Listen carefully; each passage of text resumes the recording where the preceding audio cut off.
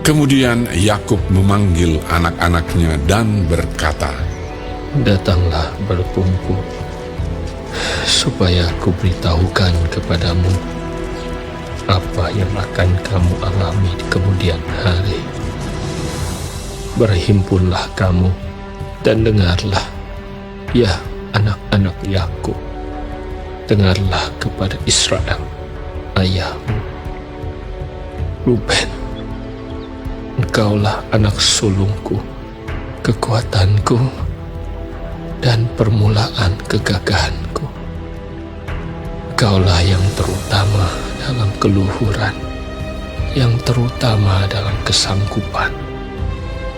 Engkau yang membual sebagai air, tidak lagi engkau yang terutama, sebab engkau telah menaiki tempat tidur ayahmu. Waktu itu engkau telah melanggar kesuciannya. Dia telah menaiki petiduranku. Simeon dan Lewi bersaudara. Senjata mereka ialah alat kekerasan. Janganlah kiranya jiwaku turut dalam permufakatan mereka. Janganlah kiranya rohku bersatu dengan perkumpulan mereka. Sebab dalam kemarahannya mereka telah membunuh orang, dan dalam keangkaraannya mereka telah memotong urat keting lembu. Terkutuklah kemarahan mereka, sebab amarahnya keras. Terkutuklah keberangan mereka, sebab berangnya bengis. Aku akan membagi-bagikan mereka di antara anak-anak Yakub dan menyerahkan mereka di antara anak-anak Israel. Yehuda, engkau akan dipuji oleh saudara-saudaramu. Tanganmu akan menekan tengkuk musuhmu. Kepadamu akan sujud anak-anak ayahmu. Yehuda adalah seperti anak singa. Setelah menerkam, engkau naik ke suatu tempat yang tinggi. Hai anakku, ia meniarap dan berbaring seperti singa jantan atau seperti singa betina. Siapakah yang berani membangunkannya? Tongkat kerajaan tidak akan beranjak dari Yehuda, ataupun lambang pemerintahan dari antara kakinya, sampai dia datang yang berhak atasnya. Maka kepadanya akan takluk bangsa-bangsa. Ia akan menambatkan keledainya pada pohon anggur, dan anak keledainya pada pohon anggur pilihan. Ia akan mencuci pakaiannya dengan anggur, dan bajunya dengan darah buah anggur. Matanya akan merah karena anggur, dan giginya akan putih karena susu. Zebulon akan diam di tepi pantai laut. Ia akan menjadi pangkalan kapal, dan batasnya akan bersisi dengan Sidon. Isakar adalah seperti keledai yang kuat tulangnya, yang meniarap di apit bebannya. Ketika dilihatnya bahwa perhentian itu baik dan negeri itu permai, maka disendengkan lah bahunya untuk memikul. lalu menjadi budak Rodi. Adapun Dan, ia akan mengadili bangsanya sebagai salah satu suku Israel. Semoga Dan menjadi seperti ular di jalan, seperti ular beludak di denai yang memakut tumit kuda sehingga penunggangnya jatuh ke belakang. Aku menanti-nantikan keselamatannya daripadamu, ya Tuhan. Gad, ia akan diserang oleh gerombolan, tetapi ia akan menyerang tumit mereka.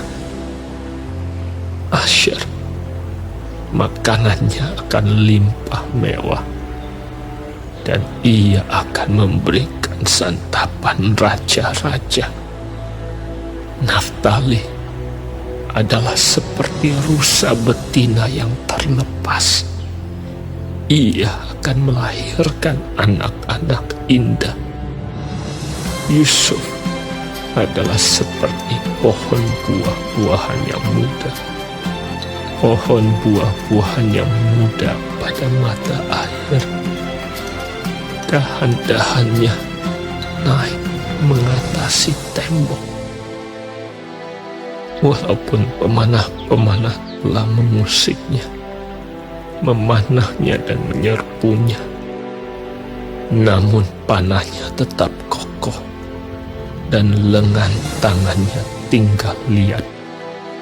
Oleh pertolongan yang maha kuat pelindung Yakub, oleh sebab gembalanya gunung batu Israel, oleh Allah ayahmu yang akan menolong engkau, dan oleh Allah yang maha kuasa yang akan memberkati engkau dengan berkat dari langit di atas, dengan berkat samudra raya yang letaknya di bawah, dengan berkat buah dada dan kandungan.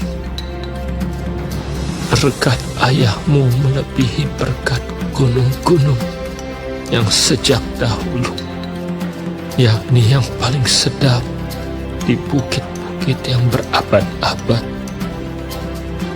Semuanya itu akan turun ke atas kepala Yusuf, ke atas batu kepala orang yang teristimewa di antara saudara-saudaranya. Benyamin adalah seperti serigala yang menerkam. Pada waktu pagi ia memakan mangsanya, dan pada waktu petang ia membagi-bagi rampasannya. Itulah semuanya suku Israel, 12 jumlahnya. Dan itulah yang dikatakan ayahnya kepada mereka ketika ia memberkati mereka. Tiap-tiap orang diberkatinya dengan berkat yang diuntukkan kepada mereka masing-masing. Kemudian berpesanlah Yakub kepada mereka, apabila aku nanti dikumpulkan kepada kaum leluhurku, kuburkanlah aku di sisi nenek moyangku dalam gua yang di ladang Efron orang Het itu, dalam gua yang di ladang Makpela di sebelah timur Mamre di tanah Kanaan, ladang yang telah dibeli Abraham dari Efron orang Het itu untuk menjadi kuburan milik. Disitulah dikuburkan Abraham beserta Sarah istrinya. Disitulah dikuburkan Ishak beserta Ribka istrinya, dan disitulah juga kukuburkan kuburkan Lea. Ladang dengan gua yang ada di sana telah dibeli dari orang Het. Setelah Yakub selesai berpesan kepada anak-anaknya, ditariknyalah kakinya ke atas tempat berbaring, dan meninggallah ia. Maka ia dikumpulkan kepada kaum leluhurnya.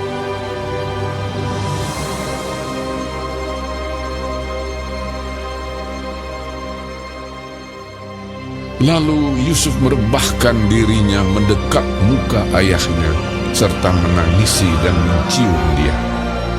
Dan Yusuf memerintahkan kepada tabib-tabib, yaitu hamba-hambanya, untuk merempah-rempahi mayat ayahnya. Maka tabib-tabib itu merempah-rempahi mayat Israel. Hal itu memerlukan 40 hari lamanya, sebab demikianlah lamanya waktu yang diperlukan untuk merempah-rempahi, dan orang Mesir menangisi dia 70 hari lamanya.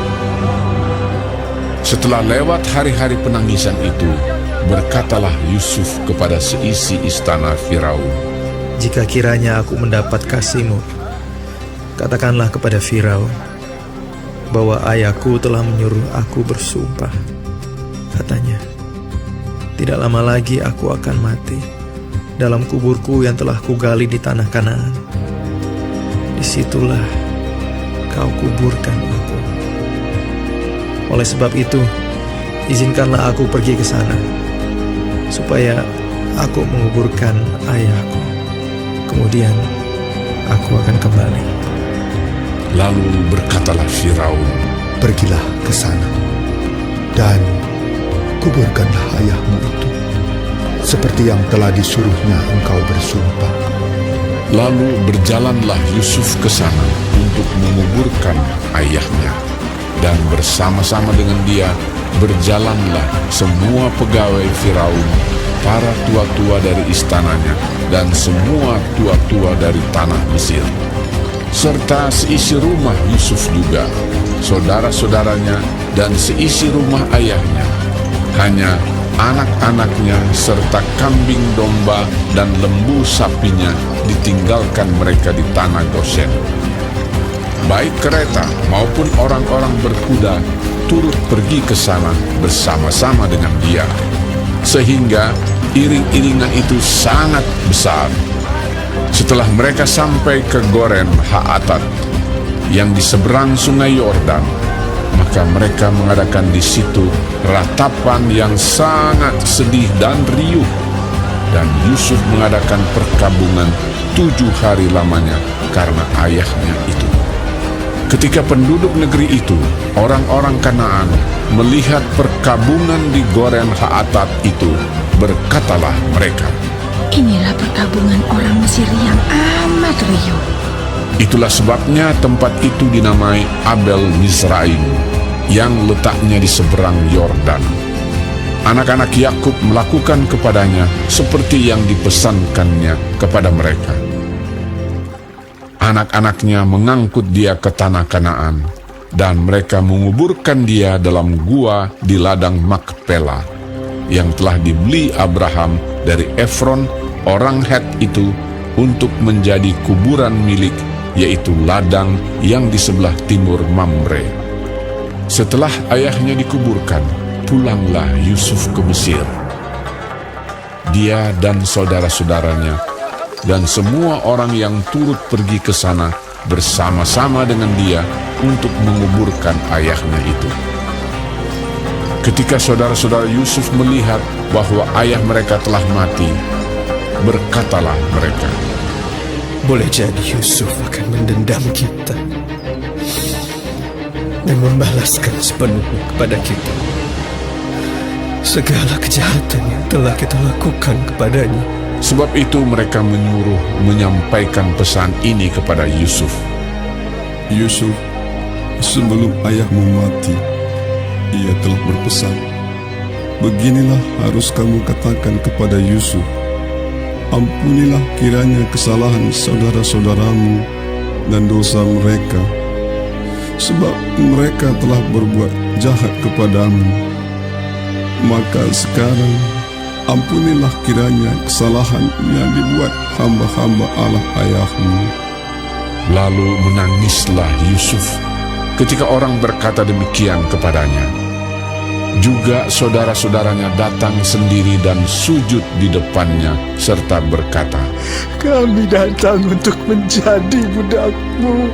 tetapi Yusuf berkata kepada mereka, Janganlah takut, sebab aku ini kah pengganti Allah. Memang kamu telah mereka-rekakan yang jahat terhadap aku, tetapi Allah telah mereka-rekakannya untuk kebaikan, dengan maksud melakukan seperti yang terjadi sekarang ini, yakni memelihara hidup suatu bangsa yang besar. Jadi janganlah takut. Aku akan menanggung makanmu dan makan anak-anakmu juga. Demikianlah ia menghiburkan mereka dan menenangkan hati mereka dengan perkataannya. Adapun Yusuf, ia tetap tinggal di Mesir beserta kaum keluarganya, dan Yusuf hidup 110 tahun. Jadi Yusuf sempat melihat anak cucu Efraim sampai keturunan yang ketiga. Juga anak-anak Makhir, anak Manasye, lahir di pangkuan Yusuf.